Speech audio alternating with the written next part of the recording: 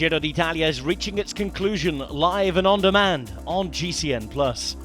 The riders turned up at Monte Lussari for the first ever time in the history of the Giro d'Italia.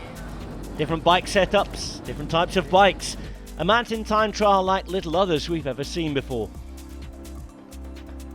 A recently relayed road, a bike exchange point on the road that was 25 metres long, the rules explained as the teams tried to practice what was going to happen later in the day.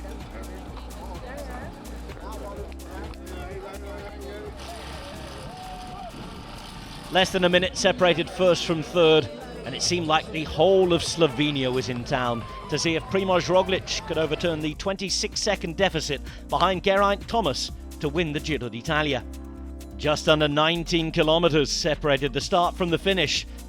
Plenty of climbing meters along the way, ramps of up to 22%. Not even any cars allowed up to the top. Riders returning to base via a ski lift. It was all pretty unique in this Giro d'Italia grand finale.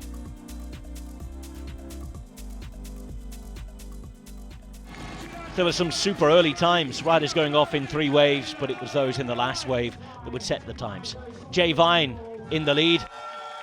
The Australian time trial champion, though, bumped out the way by his own teammate.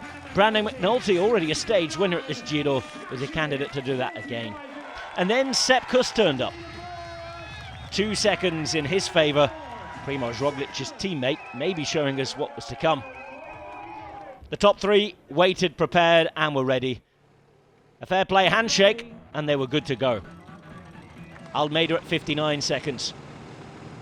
Roglic at 26 seconds. And right on his nation's border, the stage was set. With the rotten memories still fairly raw of what happened in 2020, Primož Roglic was trying to avoid another disaster in a mountain time trial, perhaps hoping to lay the ghost to rest. He started quicker than Geraint Thomas, but the difference at the bottom of the climb wasn't enough to win the Giro d'Italia. Thomas stopped a little longer down the bottom, changing helmet as well as bike. But he still looked good at this point, the Welshman, hoping to become the first man from his nation to win the Giro.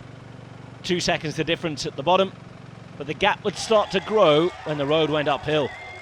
Thibaut Pinot was also racing brilliantly, going into the lead and dreaming of that final stage win when we least expected it. Roglic putting 32 seconds into those watching on. But look at that. Oh dear, oh dear, oh dear. Another mechanical, more disaster, and after leading, well, he would soon have issues. Damiano Caruso in the meantime went into the lead, as did Joao Almeida, but he wouldn't be in the hot seat long, because Primož Roglic would re-find his rhythm. Roared on by his supporters, Roglic up the top, racing to victory, at the very least a stage win. The clock stopped 42 seconds quicker, the Olympic champion winning the stage, but where would Thomas finish? Thomas was further down the mountain, slowing as he continued to ride up. The clock was ticking as he came into the final few hundred metres. At those 26 seconds he needed, disappeared. 40 seconds shipped. Primož Roglic overturning the Giro d'Italia, winning it by 14 seconds. Cue delight, pandemonium even, for his team and supporters. Delight for Primož Roglic, who eventually let all the emotion pour out.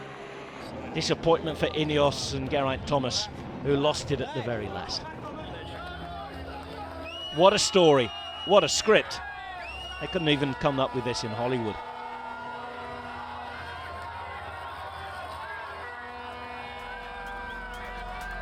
Primož Roglic winning the stage by 40 seconds from Geraint Thomas, 42 ahead of Almeida, with Caruso and Pinot in the top 5. The same order that the general classification would finish in, as Primož Roglic pulled on the pink jersey knowing that 24 hours later, barring incident or accident, he will win the Giro d'Italia in Rome. 14 seconds ahead of Thomas, 1:15 ahead of Almeida, who will be the first Portuguese to finish on a Grand Tour podium since the 1970s. Roglic, the first Slovenian winner, Geraint Thomas at 37 with a sensational Grand Tour podium.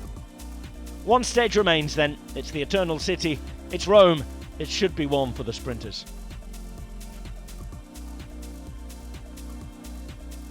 A couple of intermediate sprints along the way.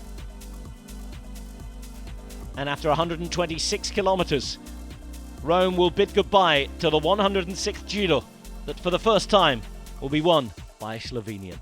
The Giro d'Italia, live and on demand on GCN+.